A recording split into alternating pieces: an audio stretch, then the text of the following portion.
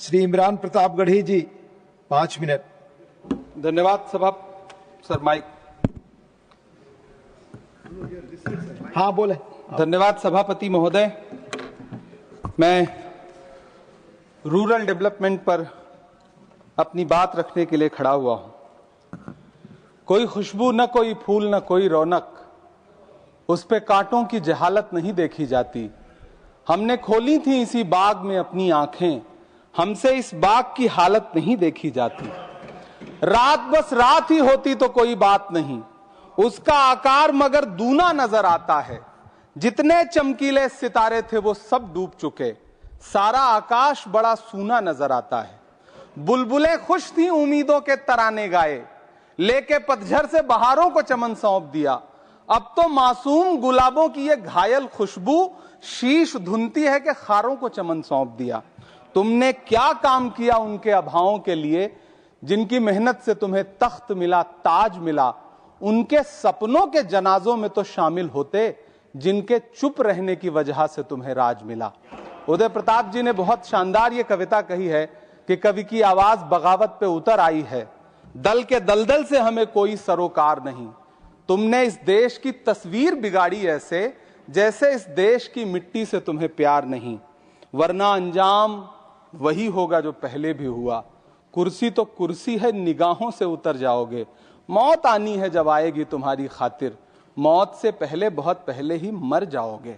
सभापति महोदय, गांव की परिकल्पना में प्यार था, अपनापन था, भाईचारा था।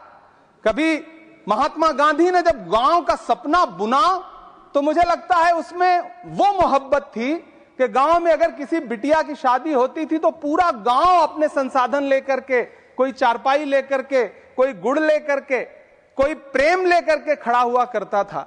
लेकिन पिछले 2014 के बाद से गांव में जो नफरत बो करके विकास किया गया है वो अद्भुत और अकल्पनीय है।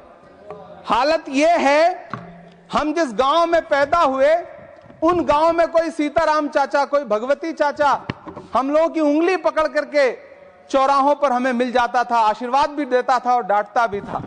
लेकिन मौजूदा स्थिति यह हो गई है कि गांव में चाय, जो गुड़ की चाय बना करती थी, उसकी चकल्लस में जो चर्चा होती थी, उसमें जब से चाय में चर्चा वाली राजनीति घुसी है, उसने पूरे गांव का माहौल ऐसा कर दिया कि आप अब एक दूसरे से प्रेम से बैठ के बात भी नहीं कर सकते। मैं, माननीय मंत्री जी यहां पर मौजूद हैं, रूरल डेवलपमेंट के मंत्रालय के बजट पर चर्चा हो रही है।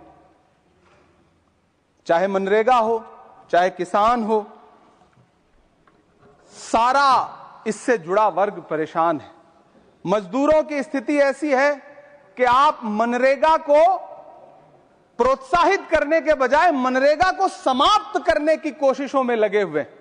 सच बात यह है कि राज्यों पर भार डाल करके आप मनरेगा खत्म कर देना चाहते हैं और उसके लिए आपने नाम लिया है कि आप उसका नाम बदल करके बीग्राम जी करके उसके पीछे आप इसको छुपा लेंगे। गांव में सड़कों की स्थिति खस्ता हाल है, चाहे उत्तर प्रदेश हो, चाहे मध्य प्रदेश हो, चाहे गुजरात हो, चाहे राजस्थान हो। गांव में सड़कों की स्थिति ऐसी है कि किसी गर्भवती महिला को अगर अस्पताल ले जाना हो तो सड़कें ऐसी हैं कि उन पे चलने वाले वाहन शायद अस्पताल तक महिलाएं पहुंच भी नहीं पाती हैं, उनका प्रसव रास्ते में ही हो जाता है। महोदय, गांव में हालत यह है कि किसान आपके सामने सरकार के सामने लगातार अपनी मांगे लेकर के खड़ा रहा, लेकिन इस सरकार ने दिल्ली के रास्ते की तरफ कूच करने वाले किसानों की राह में फूल नहीं बिछाए बल्कि कीलें बिछाई।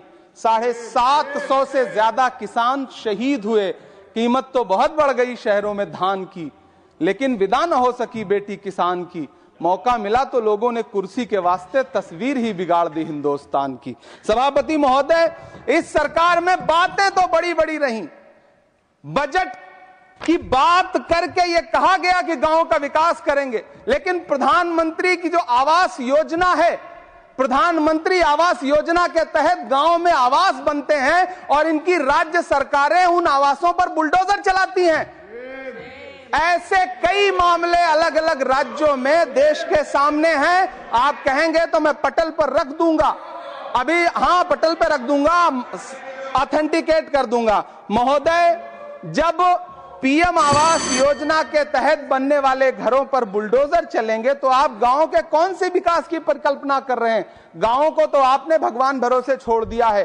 गांव में रहने वाला किसान अपनी मेहनत से अगर अन्न उपजा रहा है तो आप उसकी एमएसपी भी नहीं दे पा रहे हैं, आप उसको सहायता नहीं दे पा रहे हैं, बल्कि धन्ना सेठों की सरकार बना के रख दिया है आपने।